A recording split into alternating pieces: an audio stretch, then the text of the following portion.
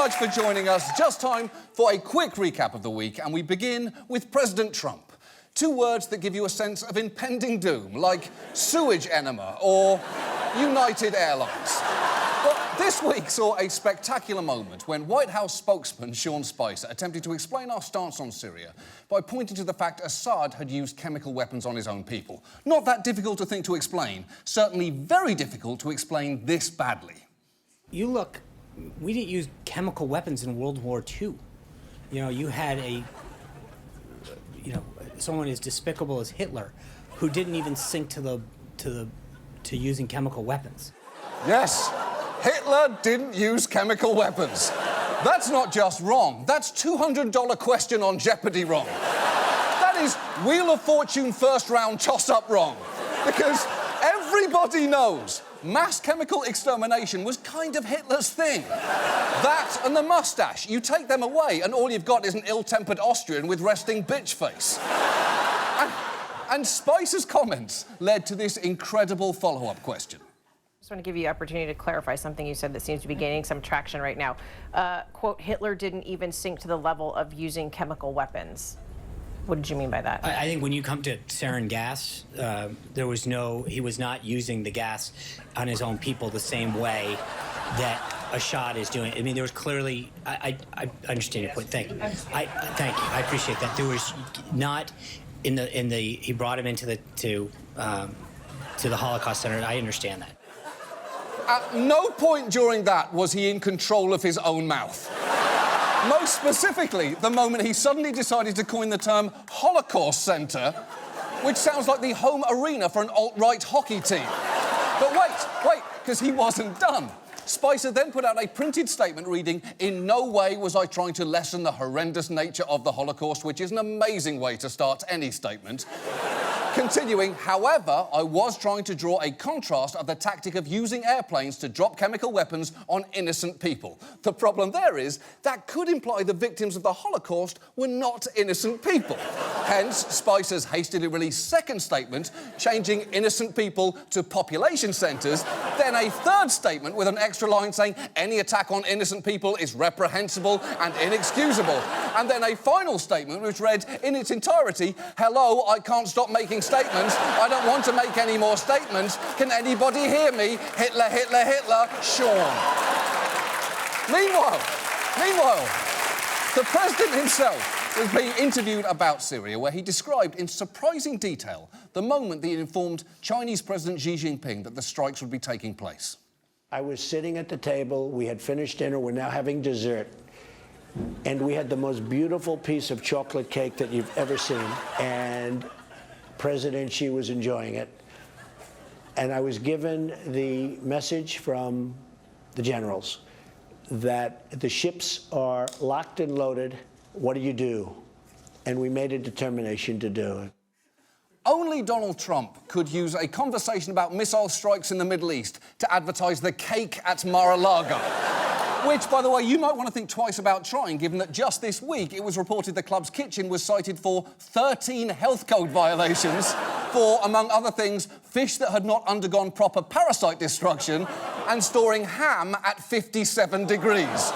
Because nothing says upscale dining like lukewarm ham with a side of tapeworm. And if you're thinking, well, hold on, perhaps the president brought up the cake because he wanted to be extra precise about every single detail. Well, let's rejoin that interview just 1 minute later. So what happens is, I said, we've just launched 59 missiles heading to Iraq. Well, you headed to Syria? Yes, heading toward Syria. I honestly wish she just kept naming places to see if he kept agreeing with her.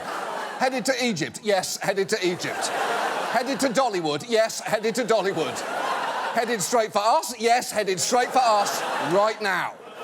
Now, as we mentioned last week, the bigger issue with Trump's sudden bombing of Syria is it runs directly counter to everything he'd said previously through tweets like, "What I am saying is stay out of Syria." But it turned out that was just a warm-up for a week full of foreign policy flip-flops.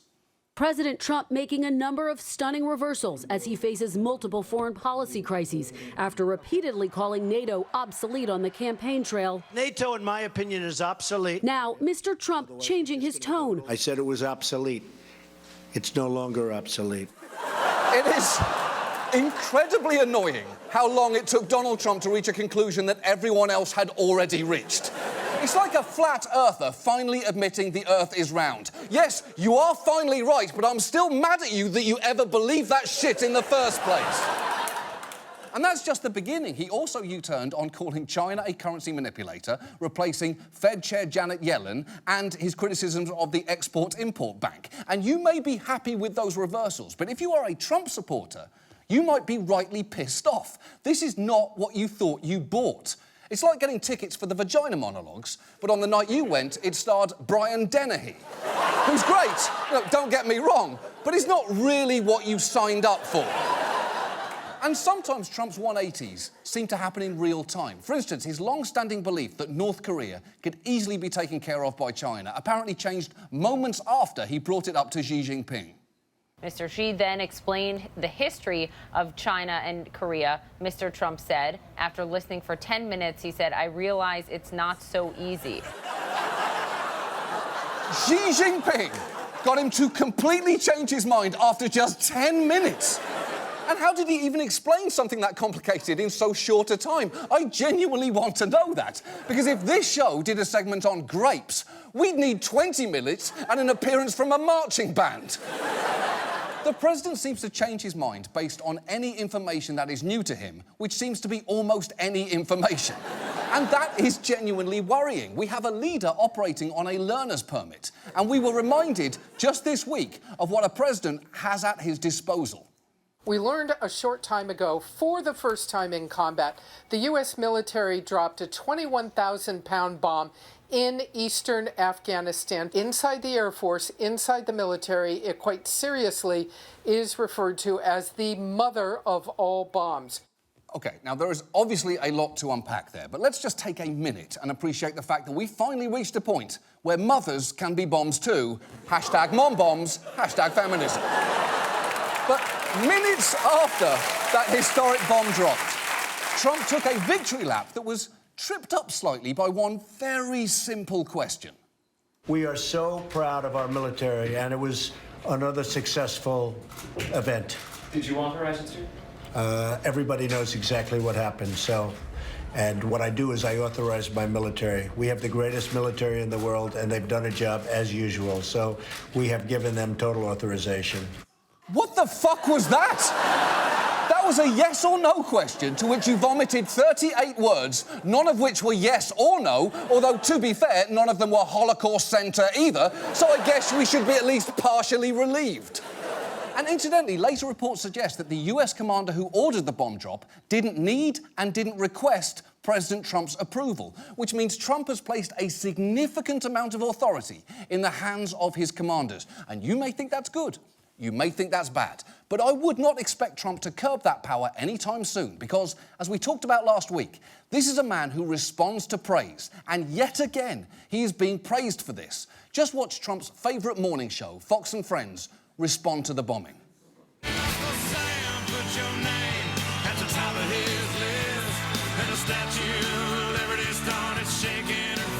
The video's black and white. Good morning. That is what freedom looks like. That's the red, white, and blue. Well, one of my favorite things in the 16 years I've been here at Fox News is watching bombs drop on bad guys. Oh, that's a coincidence, because one of my favourite things in 4 seasons on this show is getting to look directly into the camera and say, "Fuck you, Geraldo, I hope your mustache gets caught in a box fan." Oh, that felt amazing. That felt absolutely amazing. But Geraldo wasn't done. He had strategic advice for the man who was almost certainly watching. It's not going to win the war, but it certainly sends a message. The message has to be, we're coming for you. You know, I had a bully in high school, a guy named Richie. You never knew what Richie was going to do. Richie had he'd have a temper. Sometimes he'd want to kill you, and sometimes he'd let you go. I like that they think that Donald Trump is like Richie from my high school. I want the bad guys to think that he could do anything to them at any moment, and I think that that has a positive impact. Holy shit! You see, this is why bullying never works. If you have a bully in school, there is a good chance he's turning some kid into the next Geraldo Rivera. And if you have a bully in the White House, he does violent, impulsive things that seem to be inching us closer to, among other things, potential nuclear war with North Korea. And if that happens, it's going to take a fucking amazing piece of chocolate cake to help us forget about it. And now, this. And now, you put Easter and local news together, and what do you fucking expect?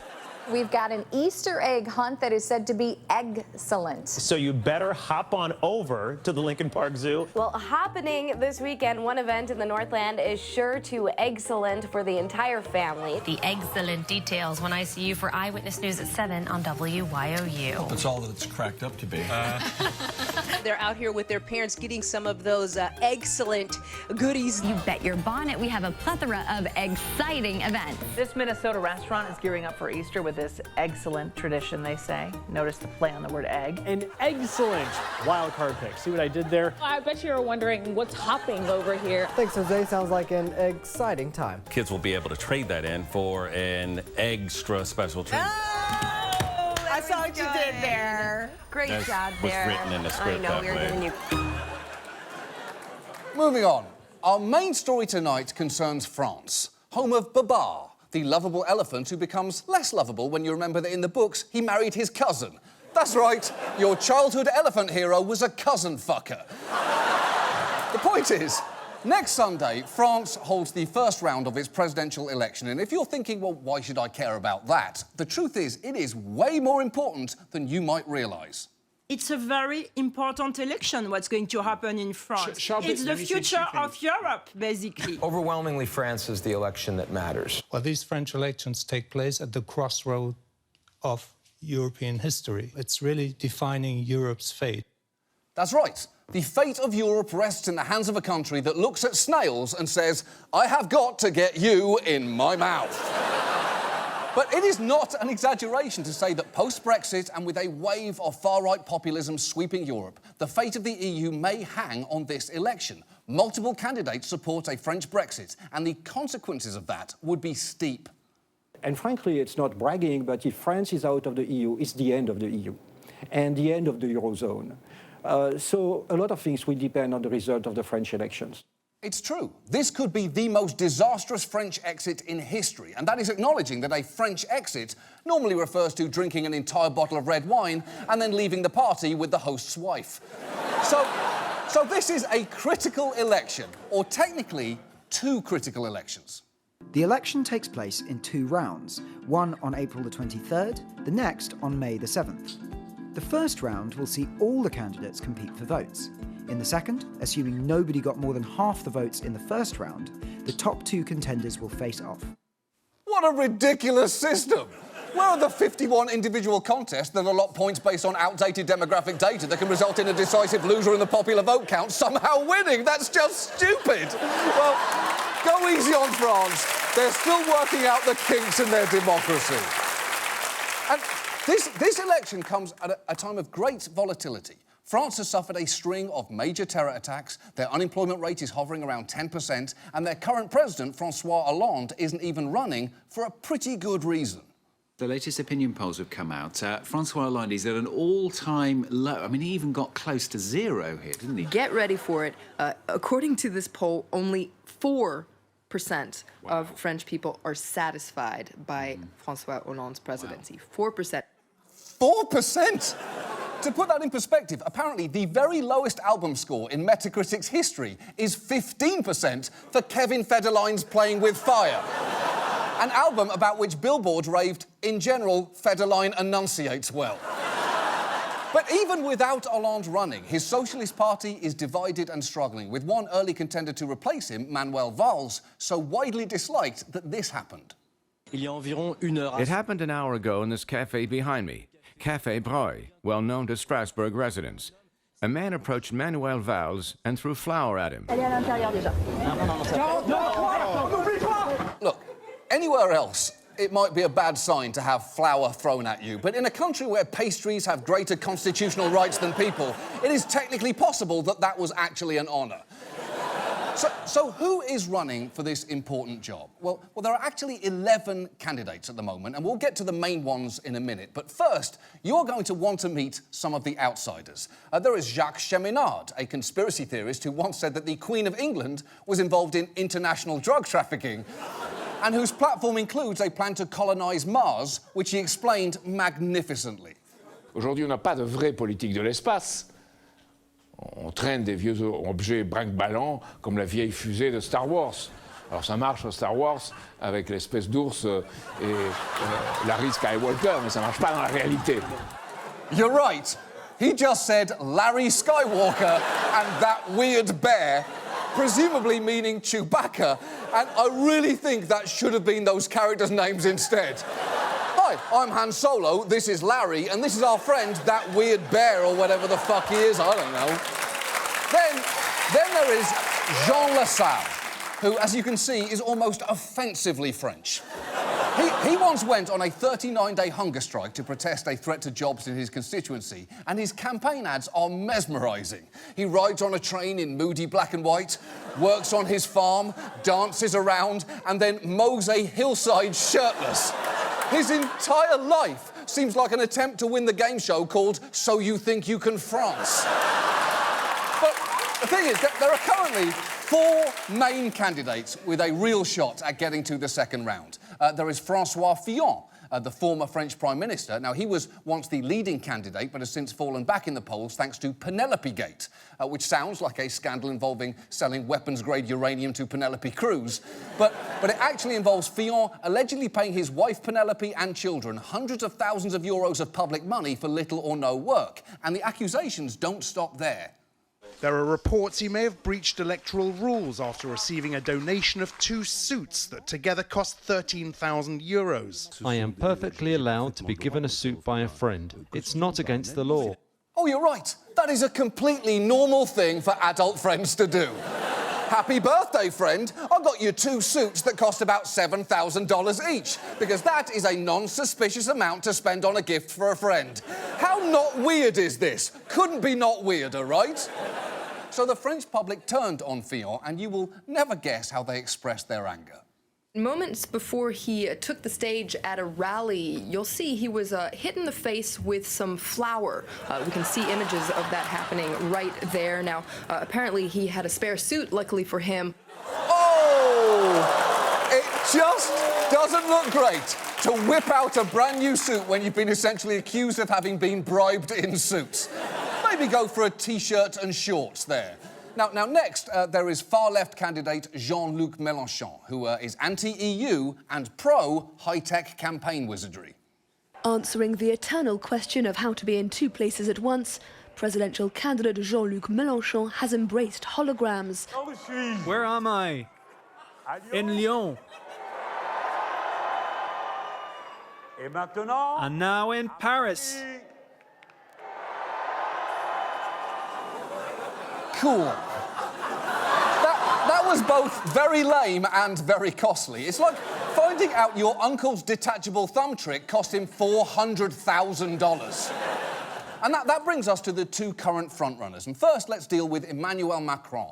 Polls suggest that he is the favourite to win the presidency, which is actually impressive, considering he's never held elected office before. He's a former banker who served as an economic advisor to Hollande. And if you are falling asleep just listening to me describe him, you're not alone. Mr. Macron, who is neither left nor right and is generally inoffensive to the entire population, is not super attractive to anyone. Ouch! He is generally inoffensive and not super attractive to anyone. That makes him sound like he's the guy who played the main character on How I Met Your Mother. This man, and this is true, has no name. Macron has a centrist policy that is pro-business, pro-Europe, and aimed at boosting France's economy. But the most interesting thing about him might be this. Emmanuel Macron was once a small-town boy from Amiens who met his future wife here at school.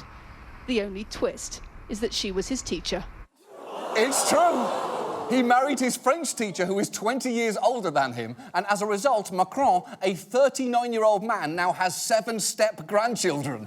And I'm sorry, but a man in his 30s suddenly ending up with 7 step-grandchildren sounds like the plot of a direct-to-DVD Ashton Kutcher movie called Even on a 9-Hour Flight, This Movie is Unwatchable. And by the way, if you're wondering, did Macron get any baking ingredient thrown at him during the campaign? Well, what do you think?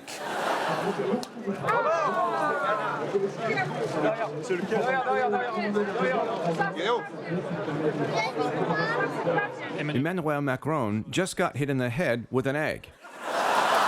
So, to recap, that is 2 cups of flour and now an egg. Now, I don't know if the French people are any closer to picking a president, but they're about halfway to making a decent crepe. And that leaves us with Marine Le Pen, Macron's biggest challenger. And honestly, she is the main reason you should be invested in this election. The Le Pen name carries a lot of baggage in France. Her father was Jean-Marie Le Pen, who co-founded her party, the National Front, and he is a deeply unpleasant human being. Jean-Marie Le Pen famously dismissed the Nazi gas chambers as a mere detail of history, and courts have repeatedly found him guilty of questioning the Holocaust. Oh, that's just a taster. He also said of one Jewish critic, "We'll put a batch in the oven next time," which is the kind of vile, horrific anti-Semitism that gets most people permanently banished from society, as well as an Oscar nomination for directing Hacksaw Ridge. Now, Marine Le Pen actually kicked her father out of the party and has worked very hard to rehabilitate the National Front's reputation and present a softer image. And to listen to one French voter, it seems to have worked. Why vote Front National? It's simple. It's Marine Le Pen. If it were her father in charge, it would be no, because he's a crazy old man. Back then, there were skinheads, thugs and fascists in the party. With Marine, it's not like that at all. There's an elegance, a bit of restraint. Yeah, but elegant presentation does not negate poisonous content. A Klansman is still a Klansman, even if you slap a monocle and a top hat on him and give him a cane. Wait, hang on. Take off that sheet. I fucking knew it! I fucking knew it! You're a monster, Peanut! You're a monster! The point is, Le Pen is particularly popular among young people in France who have a high rate of unemployment and have responded to her promises to institute programmes to give them jobs and encourage a national preference in employment, making it more expensive for businesses to hire non-citizens. But beneath her slick presentation, Le Pen's message is vicious. A few years back, she was asked about immigrants in France, and while her answer started well, it quickly deteriorated. Moi, je suis extrêmement tolérante et hospitalière. Vous l'êtes vous-même. Est-ce pour ça que vous accepteriez que 12 clandestins viennent s'installer dans votre appartement? Vous accepteriez pas? Bon, et que de surcroît, ils changent le papier peint. Et que même pour certains d'entre eux, ils volent votre portefeuille et qu'ils brutalisent votre femme. Hold on. Brutalising your wife and stealing your wallet, I get. That's just boilerplate racism. But people are coming to take my wallpaper is something a crazy person says. No one wants your wallpaper, you catastrophically weird person. And while France is a proudly secular society, some of Le Pen's proposals would take that to the extreme. Should Muslim people be allowed to wear headscarves? No, I'm opposed to wearing headscarves in public places. That's not France. It's not just headscarves. Le Pen says she would ban yarmulkes in public, any conspicuous symbol of religious belief. Would a Sikh person allowed to be wear a turban? No, not in public. We don't have a lot of Sikhs in France. We've got some. But we don't really hear much from them or about them, which is good news. Is it? Is it? That is such a reprehensible thing to say about people you hope to govern. That, and I never thought I'd say this to someone because it doesn't really make sense. I hope someone steals your wallpaper. I don't know why they would, Marine, but I hope they do. The truth here is, though, whatever the result of this election, Le Pen has already dangerously normalised the National Front, winning seats at the local level and even a few in the legislature. And one of the frustrating things about watching this unfold from America is this feels a little like déjà vu. A potentially destabilising populist campaigning on anti-immigrant rhetoric who rages against the elites despite having a powerful father and inherited wealth, even as all the experts reassure us that there is no way that this can possibly happen. The truth is, she's not going to win, because in the second round, everybody will unite against her. I would think that most people, it doesn't matter which political colour, will vote for Macron just to block the way to Marine Le Pen. She will not win. We will not have in France another Trump election. She is not named Donald Le Pen. She is just Marine Le Pen. She will not be elected. That is the kind of reckless overconfidence you normally only see in a period piece movie about a tragedy. Why, the Hindenburg is the safest form of travel there is. I'd like to see static electricity even try to set this ship on fire, I tells you. But I would not be so confident, especially because while turnout in French presidential elections is normally around 80%, this time polls show that around a third of French voters might choose to abstain. And if they do that in the second round, Le Pen's very motivated voters could put her in office, and that could be bad for a lot of people. So please, France, I would like to try and convince you not to sit this election out. And to do that, let me appeal to your innate French sense of superiority over the US and Britain, which is, and it pains me to admit this, not entirely misplaced.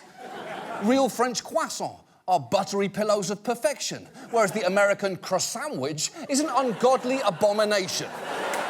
Your French wines are magnificent, certainly superior to British wines, which taste like Michael Caine urinated in some grape juice. You in France love nothing more than acting like you are better than Britain and America. Well, now is your chance to prove that. Because we made populist nativist choices with Brexit and Trump. And to be honest, it's not working out so great for us so far. And now you have a populist nativist choice of your own. And just imagine how superior you can feel if you don't make the same mistake that we did. And I really want to convince you more, but I know you don't like big, gaudy gestures. So allow me to convince you in the elegant, restrained manner that you prefer. Please, please, please join me, France, at a cosy bistro. Join me at this bistro. And let us drink wine, listen to accordion music, and smoke into each other's faces.